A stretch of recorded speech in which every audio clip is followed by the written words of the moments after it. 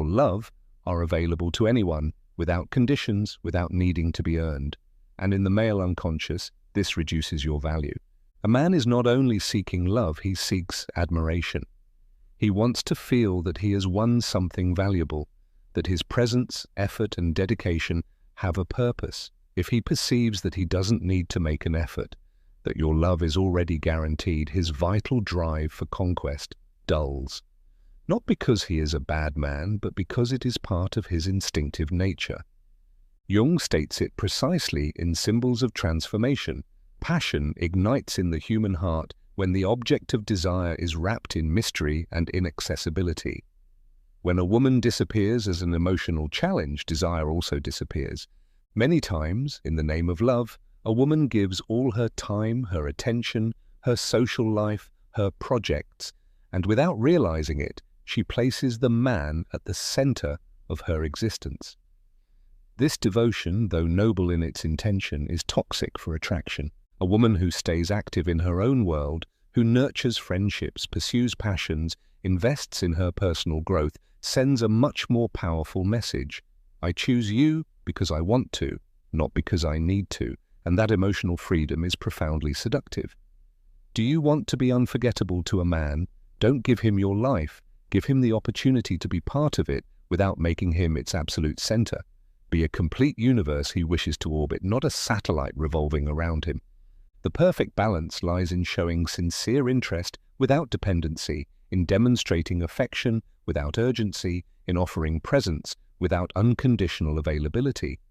When a woman learns this art, the art of being generous in love but selective with her energy, her value automatically rises in any man's eyes, not because she manipulated him, but because she restored the natural balance between giving and receiving, between presence and mystery. Remember, what is common is forgotten. What is rare is treasured. You are not here to be easily obtained. You are here to be valued, admired, and above all, respected. When a woman feels that a special man is starting to drift away, the first natural, almost uncontrollable impulse is to try to close that distance with words, explanations, justifications, or promises. It is an impulse born from a deep fear of losing what once seemed secure. However, in the subtle art of human relationships, there exists a force far more powerful than the attempt to hold on. Strategic silence. We are not talking about a silence filled with resentment or designed as punishment. It's not about ignoring to hurt or manipulate, but making a conscious act of emotional wisdom.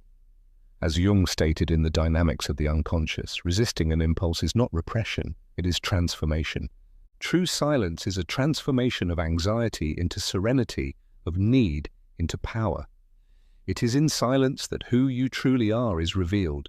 A woman who invests in herself, who keeps learning, who is not afraid to grow, radiates an irresistible vibration of silent strength.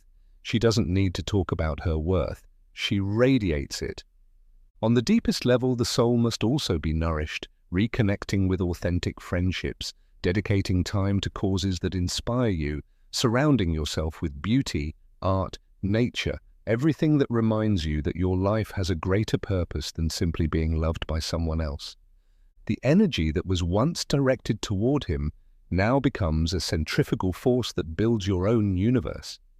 And when a woman becomes her own universe, when her happiness no longer depends on external factors, something extraordinary happens. Her vibration rises to a level that not only attracts, but also filters, because not all men will be able to rise to the level of a woman who no longer needs to be chosen. It's no coincidence that when a woman focuses on her personal expansion, those who once took her for granted begin to feel her absence as a void that's hard to ignore, because she is no longer the same. She has evolved, she has been reborn. And she didn't do it to prove anything to anyone. She did it because, somewhere in the pain, she understood a radical truth. The most important person who needed to choose her was herself. Rebuilding yourself doesn't mean closing your heart or becoming cold. It means loving with an open heart but with your feet firmly on the ground. It means being able to receive love without losing yourself in the process. It means looking love in the eyes and saying, I love you, but I don't need you to be who I am. On this new path, The man who returns, if he does, will find a different woman, a woman who can love him deeply, but who is no longer willing to lose herself for anyone. And if he doesn't return, it won't matter, because she will have found something far greater: her own life, her purpose, her happiness. Jung summarizes it beautifully in Memories, Dreams, Reflections, when he states, "There is no coming to consciousness without pain. People will do anything, no matter how absurd, to avoid facing their own soul." You have chosen the path of awakening, the path of courage, and every step in your rebuilding will be a silent victory that will resonate throughout your entire being. Today you know that it is not about getting him back, it is about getting yourself back. Mastering your emotions does not mean repressing or denying them, it means learning to navigate through them with awareness, strength, and dignity.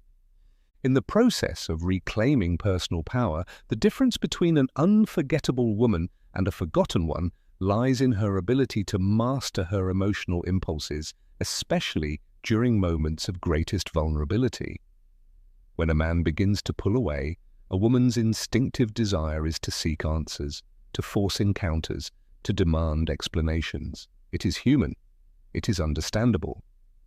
However, it is precisely in these moments that true emotional value is defined, not by giving in to the impulse to act out of fear, but by choosing to act out of awareness and self-love.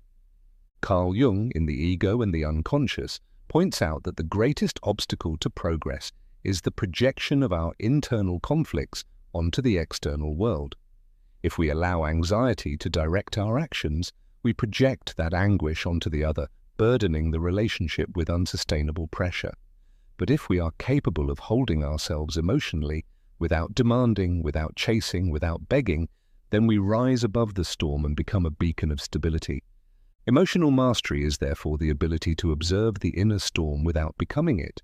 It is knowing that feeling fear, sadness, or uncertainty is natural, but acting impulsively from those emotions only distances us from what we truly desire, building healthy, loving relationships based on mutual respect.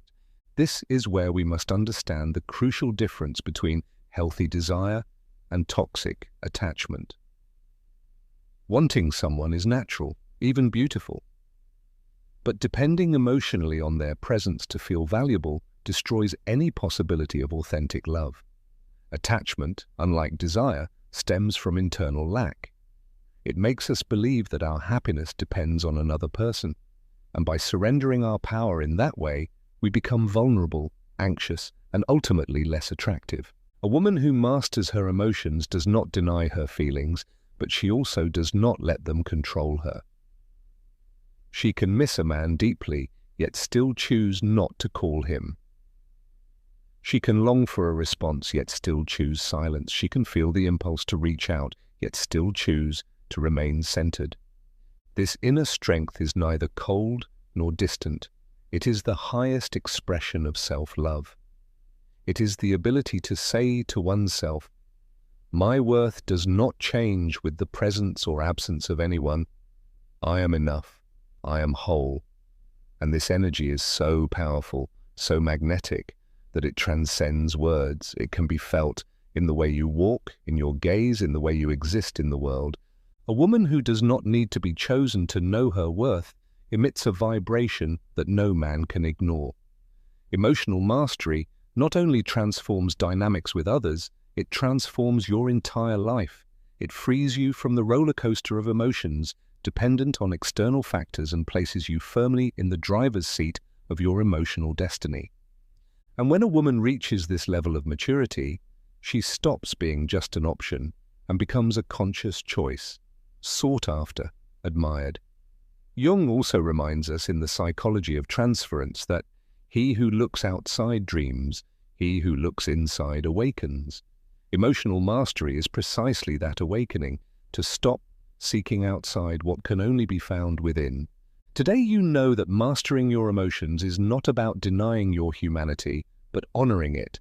It's not about suppressing your desires, but recognizing them without allowing them to define your worth. It's not about being insensitive. It's about being invincible. Because in the end, the woman who masters her inner world is the woman who conquers the outer world without needing to chase it. There comes an inevitable and blessed moment in the journey of a woman who has worked on herself when she understands a liberating truth. She is not here to be chosen by anyone. She is here to choose herself every day, to stay true to her essence, to build a life so rich, so full, and so authentic that her well-being no longer depends on the presence or absence of another human being. When a woman reaches